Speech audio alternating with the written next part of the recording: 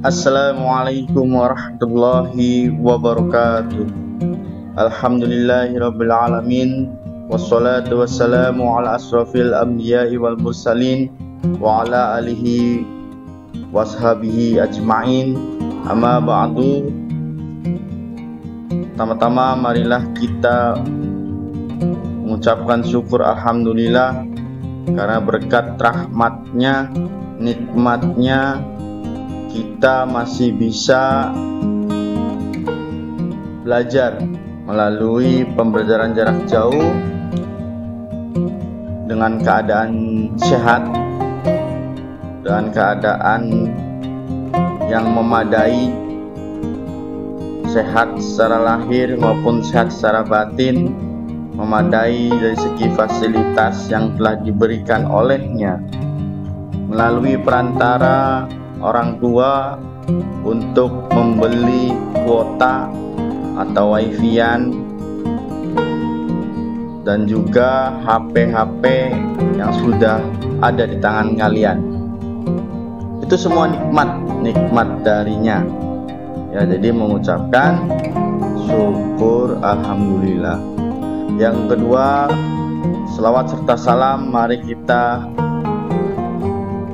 junjungkan selalu untuk junjungan kita baginda Nabi Muhammad sallallahu alaihi wasallam, kepada para sahabatnya, keluarganya, umatnya, dan insya Allah kita umatnya sampai akhir zaman. Amin.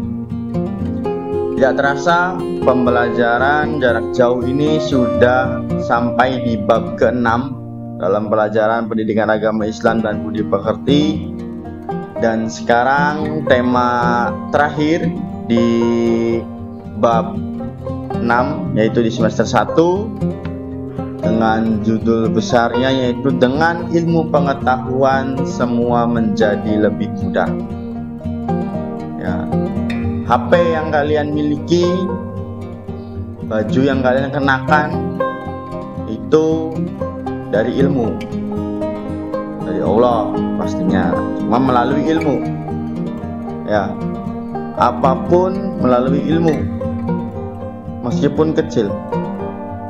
Ilmu makan dari makanan dari bahan, yaitu masak, ilmu masak.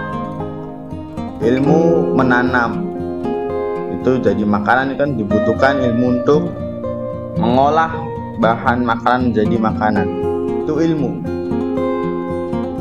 Ya, bahkan bagi Islam menuntut ilmu itu wajib bagi setiap muslim maupun muslimat. Thalabul ilmi faridhatun ala kulli muslim. Jadi menuntut ilmu itu hukumnya wajib bagi semua muslim dan muslimat, semua muslim. Ya, ilmunya apa aja? Semua ilmu wajib. Ya, nah karena kalian masih tahap SMP sekarang, berarti ada pelajaran pendidikan agama Islam, maka wajib mempelajarinya.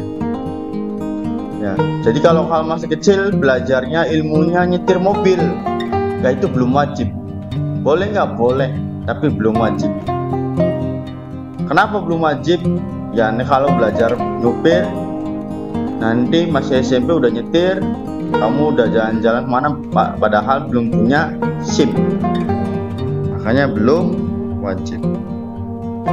Ya, jadi ilmu juga pelajarinya bertahap, tidak bisa langsung banyak. Terus sampai kapan? Sampai kapan kita menuntut ilmu? Ya, sampai akhir hayat, dari ayunan sampai ke liang lahat.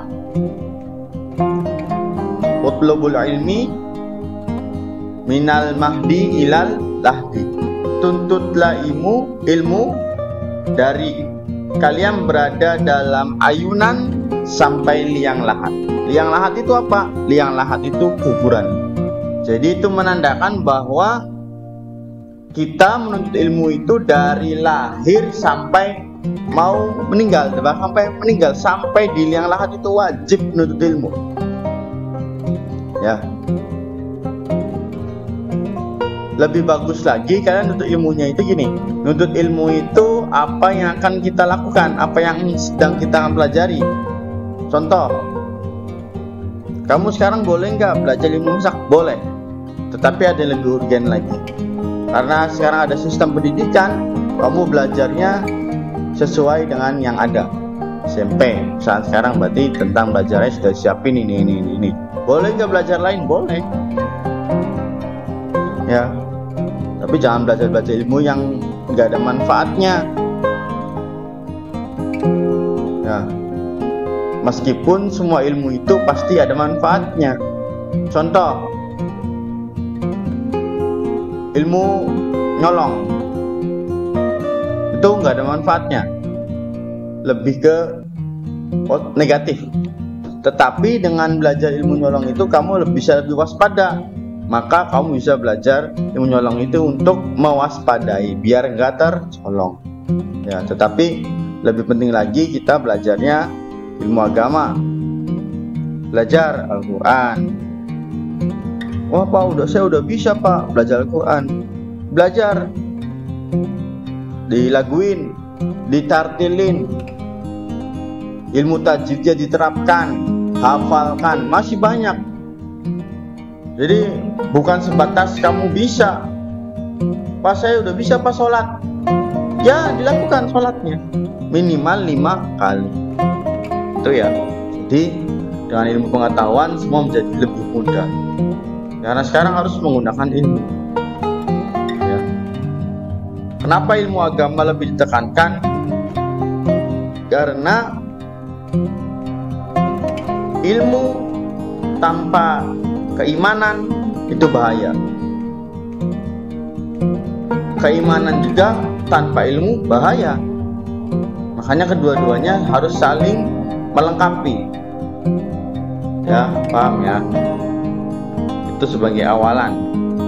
Dan tambahan lagi, menuntut ilmu ini fisabilillah. Man kharaja fi talabul ilmi fahuwa fisabilillah. Ya, jadi kalau kalian pergi pulang keluar rumah untuk menuntut ilmu, maka kamu berada di jalan Allah. Sampai kapan? Hatta yarji'a, sampai kamu pulang lagi.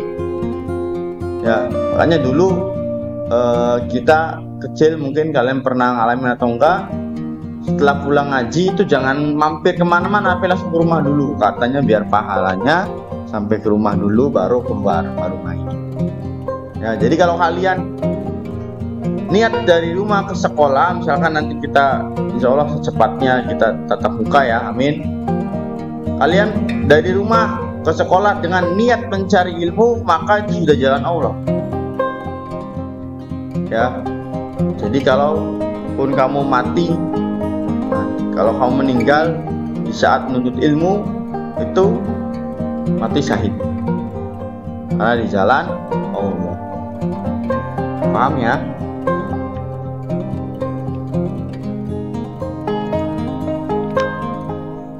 Tujuan pembelajarannya, kita akan ada 2 pertemuan pembahasannya. Yang pertama, menunjukkan bacaan Quran Surat Ar-Rahman ayat 33 dengan tartil, menjelaskan hukum bacaan alif lam dalam Quran Surat Ar-Rahman ayat 33, menyebutkan arti Quran Surat Ar-Rahman serta hadis tentang menuntut ilmu, menjelaskan maknanya, dan terakhir menampilkan contoh perilaku semangat menuntut ilmu sebagai implementasi Surat Ar-Rahman ayat 33 serta hadis terkait. Ini tujuan pembelajarannya. Nah, sebelum kita membaca suratnya, kita akan sedikit belajar tentang ilmu tajwid, yaitu Al-Samsiyah dan Al-Qamariyah. Nah, jadi hukum bacaan, kalau biasa kalian dengar mungkin hukum alif lam. alif lam syamsiyah dan juga alif lam qamariyah. Hukum bacaan alif lam itu ada berapa? Ada 2, syamsiyah, qamariyah. Apa ya alif lam itu seperti apa? Alif lam itu kalau ada huruf alif sama huruf lam dempet-dempetan atau sebelah-sebelahan, maka alif lam kayak gini nih. Alif, ini lam. Alif, lam. Alif, lam. Alif, lam. Nah, ini namanya alif lam atau al. Nah, alif lam ini ada 2, al syamsiyah sama al qamariyah. Nah, kalau ada alif lam terus selanjutnya ada huruf ini yang disebutkan, maka beda namanya. Kalau alif syamsiyah ini kalau ada alif lam bertemu terus selanjutnya huruf ta, fa, dal, zal, ro, zai, sin, shin, shod, dot, to, zo, lam dan nun, ini maka namanya huruf alif lam syamsiyah. Kalau al-qamariyahnya apa? Ketika ada huruf alif sama lam bertemu huruf alif, ba, jim, ha, kha, ain, ghin, fa, qaf, kaf, mim, wawu, ha, dan ya, itu maka al-qamariyah. Gimana cara bacanya? Nah, ini sebenarnya lebih ke menghilangkan atau apa ya, bahasanya mah nggak dianggap. Jadi kalau ada alif lam ketemu huruf ta, maka alif lamnya dilewatin, nggak dibaca. Tapi kalau qamariyah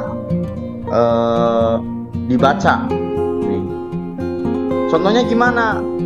Ini contohnya. A'udzubillahi minasyaitonirrajim. Bismillahirrahmanirrahim. Qul a'udzu birabbin nas. Nah, ini ada alif, ada lam, ada ketemu huruf apa? Nun. Nun, maka ini namanya alif lam syamsiyah. Yang kedua, alhaqumut takatsur. Nah, di mana alif lamnya? Ada 2 nih alif lam. Nah, di sini. Ya. Lebih mudahnya identik kalau alif syamsiyah itu ada tasdid. Nih ada tasdidnya. Ya, ada tasdidnya. Ya. Singkat ya. Insyaallah paham lah. Yang kedua, al-qamariyah, di saat ada alif lam ketemu huruf-huruf ini ya, maka lamnya dibaca ya ini. Inna a'tainakal kautsar. Nah, ini ada alif, ada lam, huruf kaf. Nah, ini. Jadi ini dibaca. Yang kedua, narullahil muqadah. Nah, ini dibaca. Ini beda ya, beda sama ini lam jalalah. Beda lagi. Nah, alif lam dibaca. Kalau kamu capek atau kalau pusing atau susah ngapalin ini huruf-hurufnya, kalian bisa saja menggunakan rumus yang tadi, identik. Kalau asy-syamsiyah ini identik dengan tasdid. Ya, kalau misalkan al-qamariyah itu dibaca, lamnya itu dibaca, dianggap. Ya, kalau ini nggak dianggap, diabaikan saja. Kalau ini dianggap. Ya, mudah-mudahan paham ya. Singkat saja. Nah, ini Bapak siapkan gambar-gambar. Yang pertama ini gambar ini penggalian ini. Pertambangan, tambang emas. Ini robot. Nah ini yang biasa sering kalian gunakan nih, ada tab, ada HP, kamera, iPad, ada laptop. Nah ini Apollo, ini mau terbang ke bulan, terbang ke Mars. Nah ini pertama minyak bumi. Nah, kenapa Bapak sebutkan ini? Sekarang gini, kalau kalian ingin menambang emas, maka harus dengan ilmu. Kalau pengen bikin robot, dengan ilmu. HP dan lainnya kalian sering setiap hari gunakan harus dengan ilmu. Mau terbang ke Mars, terbang ke bulan menggunakan ilmu. Dan ini pertambangan di tengah laut menggunakan ilmu. Ya, semuanya menggunakan ilmu. Seperti yang Bapak bilang pertama, kalau ilmu itu harus disertai keimanan. Bayangkan kalau kalian ini pertambangan emas, hasilnya banyak banget tanpa menggunakan iman, maka duitnya buat hal lain. Kalau misalkan kamu bikin robot tanpa menggunakan iman, maka bisa saja kita membuat robot yang kejelekan. Kalau kamu punya, kamu punya ilmu menggunakan handphone, tetapi kalau kamu tidak didasari dengan iman, maka kalian bisa jadi membuka handphonenya hal-hal negatif. Ya, punya kamera, kamu punya kamera bagus. Kalau kamu gak dilengkapi dengan keimanan, maka ingin moto-motonya yang negatif. Sama ini juga semua. Makanya ilmu itu harus disertai dengan keimanan.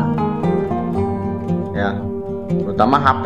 Ini bahaya nih, HP ini bahaya ini. HP itu bisa sangat manfaat sekali kalau kamu disertai dengan keimanan, tetapi akan sangat tidak bermanfaat sama sekali kalau kamu pakainya tidak dengan keimanan. Contohnya apa? Main game. Ya, terus aja main game, lupa sholatnya, lupa dan lain-lain. Ya, paham ya sampai sini ya? Maka ilmu itu harus disertai dengan keimanan. Nah, ini sesuai dengan pembelajaran kita akan bahas sedikit tentang Quran surat Ar-Rahman ayat 33. Ini suratnya. A'udzu billahi minasy syaithanir rajim. Bismillahirrahmanirrahim. Ya ma'syaral jinni wal insi in istata'tum an tanfudhu min aqtaris samawati wal ardi fanfudhu la tanfudhuna illa bisultan. Yang artinya, wahai golongan jin dan manusia, jika kamu sanggup melintasi penjuru langit dan bumi, maka tembuslah. Kamu tidak akan mampu menembusnya kecuali dengan kekuatan dari Allah. Nah, ini semua keilmuan kita itu awal dari mana? Asal dari siapa? Dari Allah. Jadi nggak ada nih, wah ini saya buat HP nih, HP buatan saya ini canggih. Enggak, dari Allah semuanya. Ya. Wah, ini saya berhasil membuat aplikasi, semuanya dari Allah. Ya, paham ya? Nah, sekarang kita coba tadi aplikasi sebentar. Ilmu alif lam ada berapa coba? Ya ma'syarul. Nah, ini ada alif lam, dibacanya alif lamnya dibaca, maka alif lam apa? Qamariyah.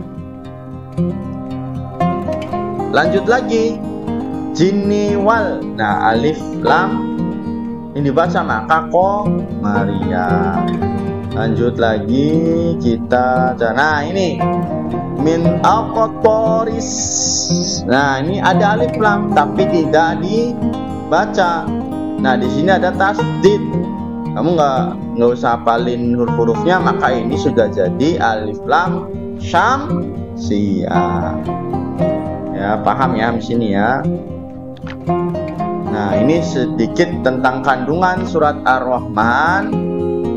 Ya, yang dengan ilmu pengetahuan manusia dapat mengetahui benda-benda langit manusia dapat menjelajahi angkasa raya, manusia mampu menembus sekat-sekat yang selama ini belum terkuak. Makanya mulai sekarang itu banyak kayak berhasil ditemukan dan sesuai dengan ayat Al-Quran. Semuanya dari Allah, cuman belum terkuak.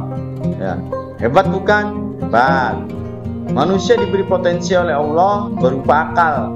Nah, akal ini terus diasah, diberdayakan dengan cara belajar dan berkarya. Belajar, manusia bisa mendapatkan ilmu dan wawasan yang baru. Dengan ilmu, manusia dapat berkarya untuk kehidupan yang lebih baik. Nah, ini kalau pisau, misalnya kita pisau, kalau misalkan pisau diasah terus, maka akan tajam. Kalau pisau didiamkan saja, maka akan tumpul. Makanya otak kita, akal kita harus sering diasah. Gimana cara ngasahnya? Yaitu dengan cara belajar. Ya, tuh. Nah, ini ada hadis Muhammad Shallallahu Alaihi Wasallam bersabda dari Anas bin Malik radhiyallahu anhu. Ia berkata, Rasulullah Shallallahu Alaihi Wasallam bersabda, menuntut ilmu itu adalah kewajiban bagi setiap orang Islam. Seperti yang Bapak tadi awal bacakan, thalabul ilmi faridatun ala kulli muslim. Nah, tentang pentingnya menuntut ilmu, Imam Syafi'i itu adalah ulama imam madhab. Dalam kitab Diwan juga menegaskan, barang siapa yang menghendaki dunia, maka harus dengan ilmu. Barang siapa menghendaki akhirat, maka harus dengan ilmu. Nasihat Imam Syafi'i tersebut mengisyaratkan bahwa kemudahan dan kesuksesan hidup, baik di dunia maupun di akhirat, dapat dicapai oleh manusia melalui ilmu pengetahuan. Nah, ilmu pengetahuan itu perantaranya aslinya dari Allah.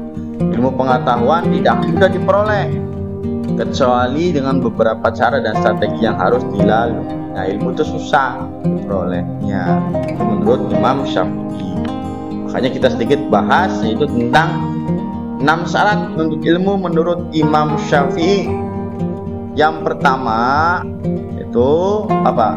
Saudaraku, engkau tidak akan mendapatkan ilmu kecuali setelah memenuhi 6 syarat. Kecerdasan, kemauan yang kuat, kesungguhan, perbekalan yang cukup, dan kedekatan dengan guru dalam waktu yang lama. Ya. Ungkapan Imam Syafi'i di atas penting diketahui oleh orang-orang yang sedang asyik menuntut ilmu. Nah, cara ini perlu dilakukan agar berhasil. Perlu adanya semangat juang, harus dekat, akrab, dan hormat kepada guru agar ilmunya berkah.